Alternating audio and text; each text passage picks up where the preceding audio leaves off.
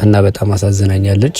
ዛሬ ግን መሄድ እንደምትፈልግና መውጣት እንደምትፈልግ ስትነግረኝ ምንም አላመነተውም። ይኸው ከአንዳንድ ሩጪ ተገኝቻለሁኝ። ከዚህ በላይ ሲጀመርም መጎዳት የለባትም። ከዚህ በላይ እሱንም መጠበቅ የለባትም። እነሱ ያዋጣናል ካሉ የያዙት መንገድ ጥሩ ነው ብለው የሚያስቡ ከሆነ መንገዳቸው ጥሩ እንዲሆን እንመኛለን። የኔ ኃላፊነት ብዬ የማስበው ሩታን ከዚህ ህይወት ማውጣት ነው። ስለዚህ በቻልኩት አቅም ሩታን ለመውጣት ስል እዚህ መጥቻለሁኝ። ዳኒ ሩታን ከቤት ይዟት እንደወጣ ሰምተናል ማለት ነው። አብርሃም በቃ ጭቅጭቅ ስትፈጥርና ነገር ስትፈልግ የነበረበት ትልቁ ሚንስ ይሄ ስለነበረ ይህንን ነገር ማድረጋቸው የዚህን ያክል የሚገርም አይነት ነገር አይደለም። ግን ምንድነው ሩታ ላይ የዚህን ያክል እንደዚህ እንትን ብላችሁ የመጣችሁት ኮመንታተሮች ማለት ነው። እኔ ትላንትና ቪዲዮን ካየሁኝ በኋላ ኮመንቶቹን ሳይ በጣም ሩታ ላይ ስድቦች፣ በጣም ብዙ ነገሮች አሉ።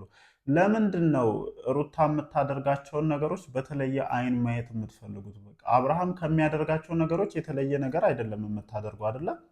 እሱም ትዳሩን ጥሎ ወጥቶ እንደፈለገ ከሌላ ሴት ጋር እየሆነ ነው። በቲክቶክ የሚለቃቸው በዩቲዩብ ላይ የሚለቃቸው ቪዲዮዎች ደግሞ ለዚህ ምስክር ናቸው። ሴት እኮ ናት እች ልጅ ገና በወለደች አራስነቷን ባልጨረሰች አርግዛ ባለችበት ሰዓት ነው ባሏ ጥላት ሄዶ ከሌላ ሴት ጋር እንደፈለገ ያለው። ስሜት የሌላት ነው የሚመስላችሁ?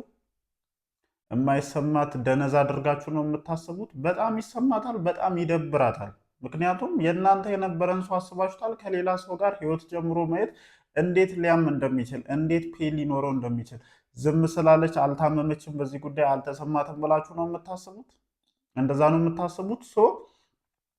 እሱን ያስቀነዋል፣ እሱን ያናድደዋል፣ እሱን ያበሳጭልኛል ብላ የምታስባቸውን ነገሮች ሁሉ ከማድረግ ወደ ኋላ ትላለች ብዬ አላስብም። እና አሁንም እያደረገች ያለችው እቺ ልጅ ያንን ነው። አይሚን አውቃለሁኝ የምታደርጋቸው ነገሮች ትክክል ናቸው ብዬ አይደለም ይህንን ነገር እያልኩ ያለሁት፣ ግን ብዙዎቻችሁ እሷ ያለችበት ሁኔታን እየተረዳችሁ ያለ አይመስለኝም። ይህንን ነገር ደግሞ እንድል ከሚያስገድዱኝ የመጀመሪያዎቹ ምክንያቶች የምትጽፏቸው ኮመንቶች ናቸው። እኔ በጣም ነው የደነገጥኩት እግዚአብሔርን ኮመንቶችን ሳይ ማለት ነው። እንዲህ የዚህን ያክል እሷ ያለችበትን ፔን እሷ ያለችበትን ሁኔታ ለምንድን ነው አንድ ሰው እንኳን ለመረዳት የማይሞክረው? አይሚን አውቃለሁኝ ብዙዎቻችሁ አጠፋችም አላጠፋችም የምትወዷት ሰዎች እንዳላችሁ አውቃለሁኝ። ግን ትላንትና የነበረው የኮመንት አብዛኛው ወይም ከ60-70% በላይ የሚሆነው ኮመንት ሩታን ባለጌ እንደሆነች፣ ስድ እንደሆነች፣ በጣም ብዙ ነገሮችን የምታደርግ እንደሆነች ምናምን ነው።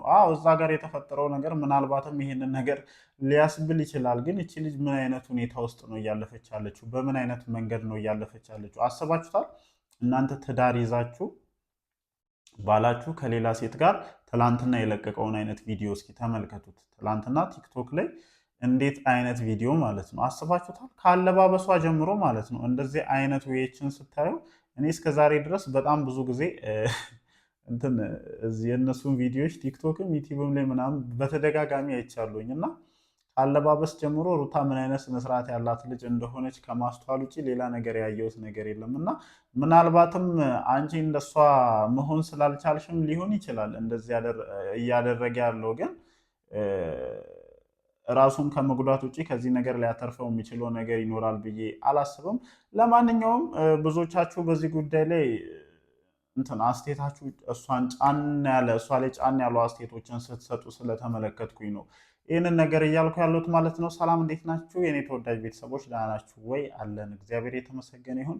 እንግዲህ ከሰሞኑ ዳኒሻ ከመጣች በኋላ ቅመሟ በጣም እንደምትል እርግጠኛ ነበርኩኝ እና ዳኒ ለምን እንደመጣ ማቀው እኔ ብዙ አልናደድም፣ ግን ብዙዎቻችሁ እየተናደዳችሁ እንደሆነ ነው እየተረዳሁኝ ያለሁት ማለት ነው። ዳኒ በየትኛውም አይነት መንገድ ይምጣ የዳኒን አመጣጥ እቀበለዋለሁኝ ብያለሁኝ በነገራችን ላይ ማለት ነው። ምክንያቱም ከደስታ በተሻለ የዳኒ መምጣት አብርሃምን እንዴት ሊያንጨረጭር እንደሚችል እና እሱ እያደረገ ያለው ነገር ወይም ሩታ እየተሰማት ያለው ስሜት ሊሰማው የሚችለው ዳኒ ወደ ሩታ ህይወት ሲገባ ነው። እና አይታችሁታል የቤቱ ባለመብትነት መሆኑ ራሱ አሁን ገና ታየውና እንዴት ሲያደርገው እንደነበረ ሁላችንም ተመልክተናል።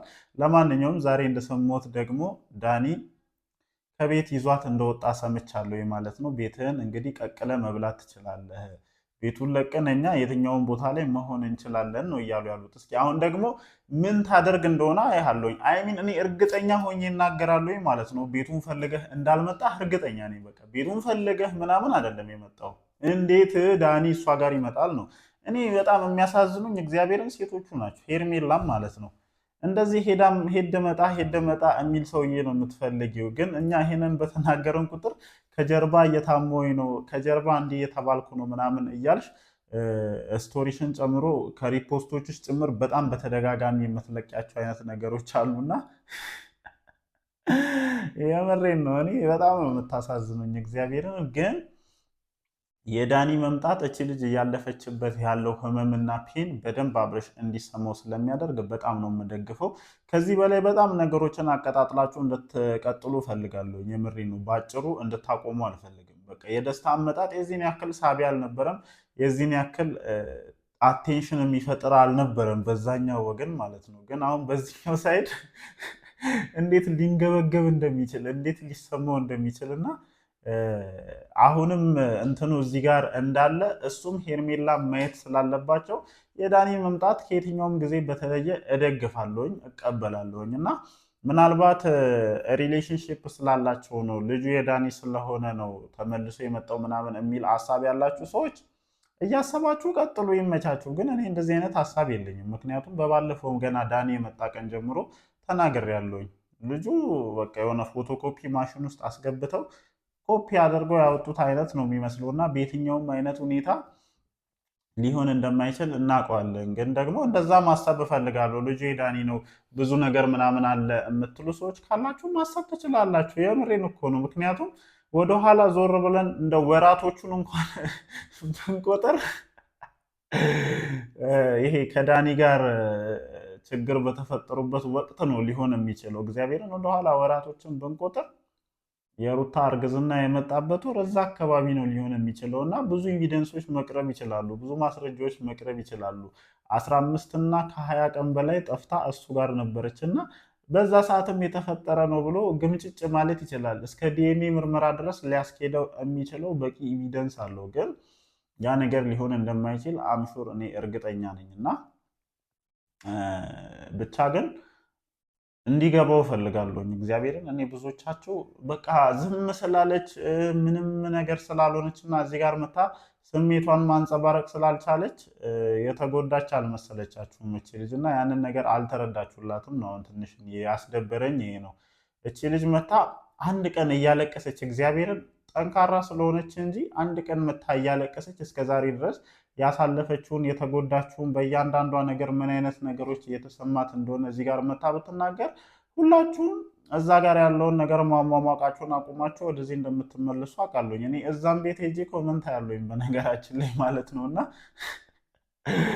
እነሱ ሲሽቀረቀሩ በርቱ እንዴች ነው በርቱ እንዴች ይመቻችሁ፣ ግፉበት፣ ሂዱበት ምናምን ትላላችሁ እንዴ። ታዲያ ዲኤንዳር ለምንድን ነው የማይሄዱበት? ለምንድን ነው የማይገፉበት ነው እኔ ጥያቄ። ዲኤንዳር ለምንድን ነው የማይገፉበት? እንዲ እዛ ኤንድ ኤች